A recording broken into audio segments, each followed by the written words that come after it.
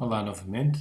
Nós estamos neste vídeo, ou nós iremos neste vídeo, trabalhar um bocadinho o HTML, perceber a base dessa linguagem e perceber também como é que este site, o H3 Schools, permite que vocês façam experiências que me parecem essenciais para entenderem o funcionamento básico desta linguagem de formatação. Bom, o que é que eu posso fazer então?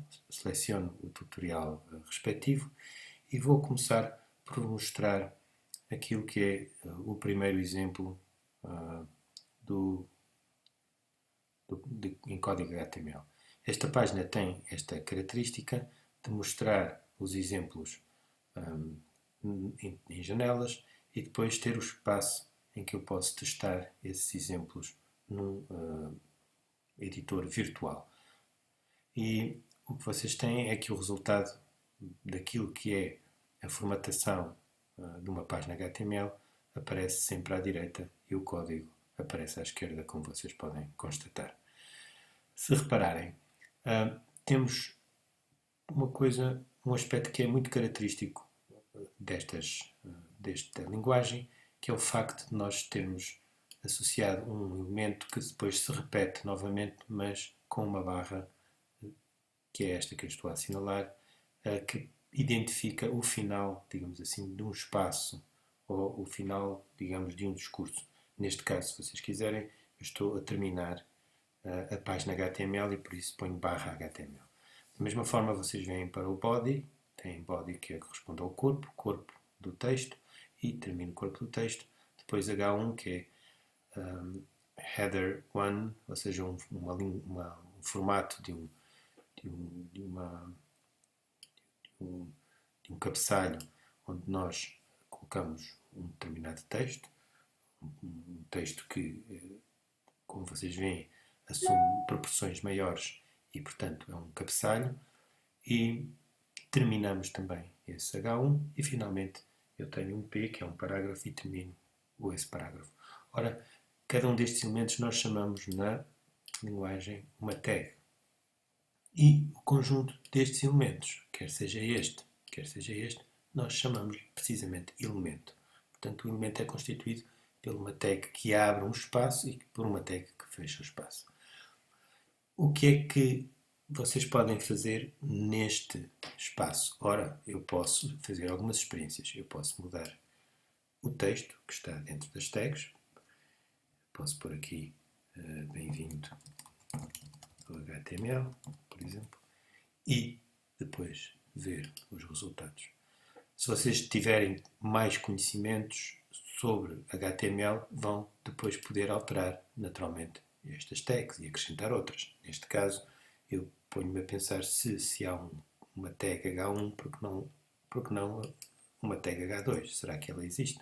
E nós vamos ver de facto que existe, e o que faz é tornar a letra um pouco mais pequena. Pronto, chega por agora esta pequena introdução, numa primeira abordagem ou a este espaço de experimentação. Vamos só falar naquilo que se chamam os atributos em HTML. Ora, se eu selecionar o HTML Attributes, eu tenho aqui uma pequena explicação em inglês do que são os atributos. Vamos ver. Portanto, os atributos o que é que são? Portanto, são elementos, todos os elementos podem ter atributos. Portanto, um elemento já vimos, por exemplo, que era o H1 ou que era o P, não é? A tag P que depois fecha, que corresponde a um parágrafo. Portanto, todos eles podem ter atributos. E os atributos fornecem uma informação adicional a cada um dos elementos.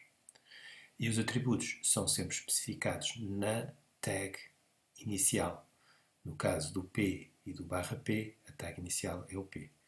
E os atributos têm uma determinada forma. É constituída por um par em que vocês colocam um nome igual a um valor. Esse name and value são substituídos de acordo com o tag.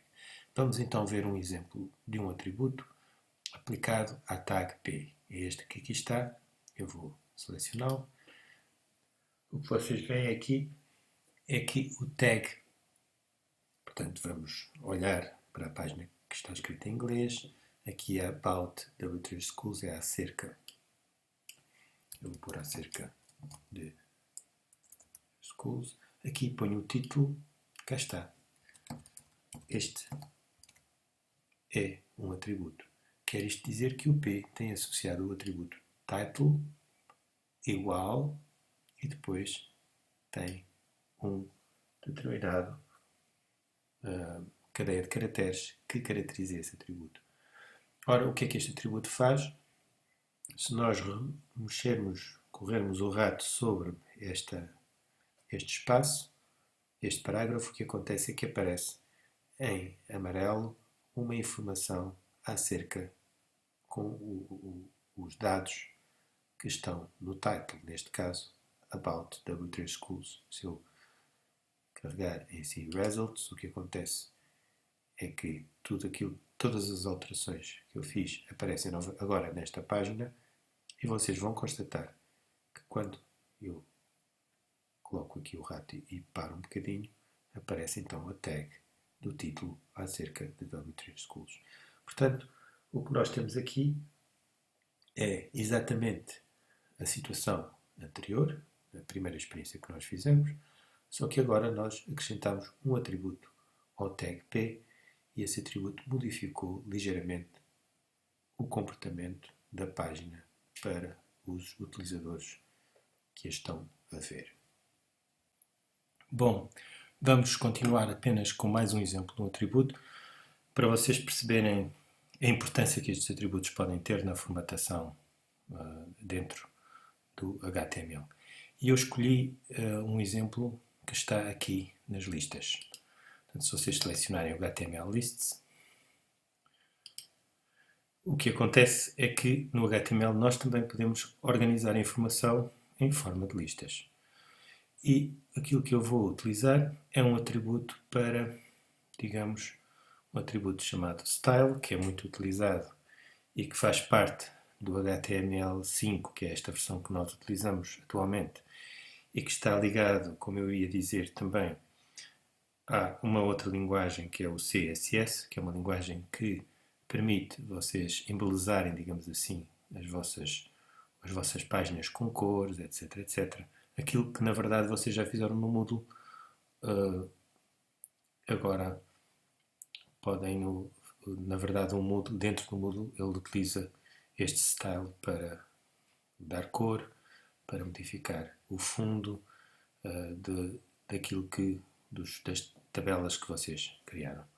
Bom, vamos voltar então a esta questão. O que é que nós temos? Reparem que vocês têm um novo tag, o tag UL. Esta tag, o que quer dizer é unordered list, é uma lista não ordenada. A tag inicia-se e reparem que cá tem um atributo. O atributo chama-se style e tem aqui um nome. Vamos atribuir a este atributo este valor. Nós vamos ver que há diferentes atributos. Eles, aliás, estão aqui nesta tabela descritos. Eu vou experimentar o circle e o square. Basta substituir onde está disco provavelmente, por circle e square e vamos ter um efeito diferente na forma como aparecem listadas estas informações. Neste caso é o coffee, tea e milk. Vamos então experimentar. Reparem que eu tenho um conjunto de elementos não ordenados. Não ordenados quer dizer que não têm números associados, 1, 2, 3 por aí fora.